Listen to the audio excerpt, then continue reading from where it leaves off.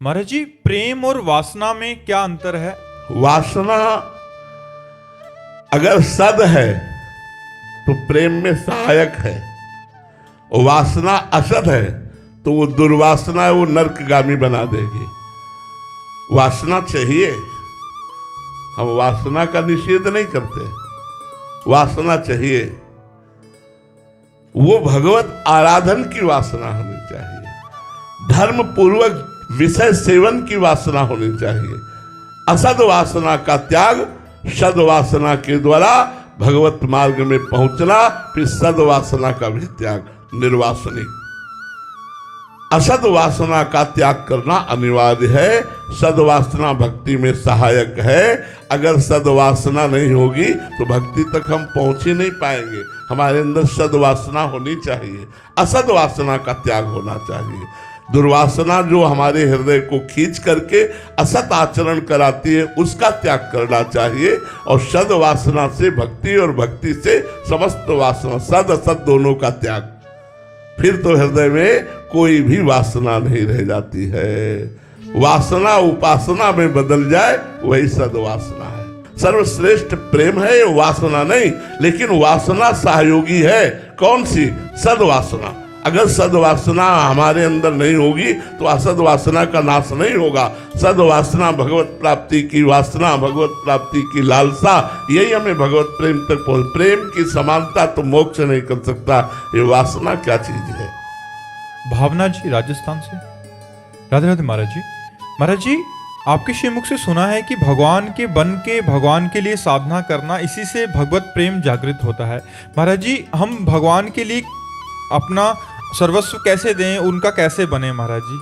कैसे साधना करें? नाथ सकल संपदा तुम्हारी, मैं सेवक समेत सुत नारी। केवल हमारी भावना बदलनी है। ये सब कुछ भगवान का पहले भी था, अब भी भगवान का है, आगे भी रहेगा। झूठ से हमने अपना मान लिया था, वही भूल मिटानी है, वही असत भावना मिटानी है, और कुछ नहीं। सब कुछ आपका ही रहेगा। जब भोग लगाते हैं तो वो पदार्थ नहीं रह जाता, वो प्रसाद हो जाता है। लेकिन जब हम बिना भोग लगाए पाते हैं तो वो पदार्थ रहता है। पदार्थ में गुण दोष रहते हैं, और प्रसाद में वो निर्विकार रहता है।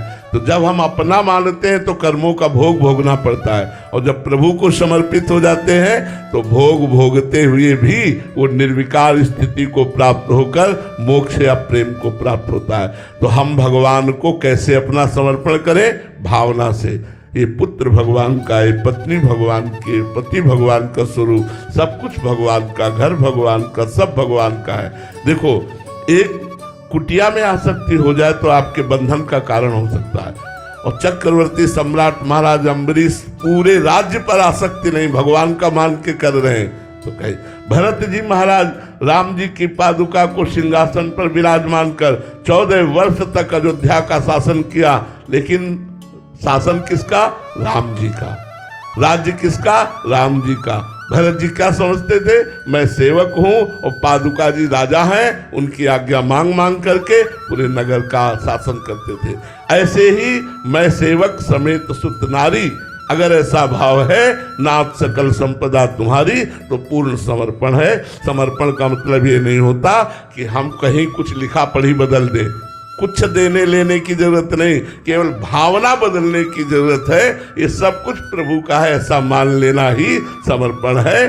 कहीं दे, ऐसा नहीं कि हम अपनी सारी संपत्ति किसी को दे दी तो समर्पण हो गया, उसमें भी नहीं होगा। हमने सारी संपत्ति उनको दे दी तो क्या दे दिया? अहंकार तो बनाए रखा है। उसका पुण्य मिलेगा, लेकिन समर्पण नहीं माना जाता। समर्पण मेरे पास कुछ है ही नहीं, तो दियम वस्तु गोविंदम तुभ्यमेव समर्पय। हे भगवान, आपने जो कुछ हमें दिया वो सब आपका है नाथ, मैं तो केवल सेवक हूं आपका। ऐसी भावना रखकर चाहे राज्य चलाओ तो भी कोई परेशानी नहीं, वो भगवान का समर्पण ही माना जाता है।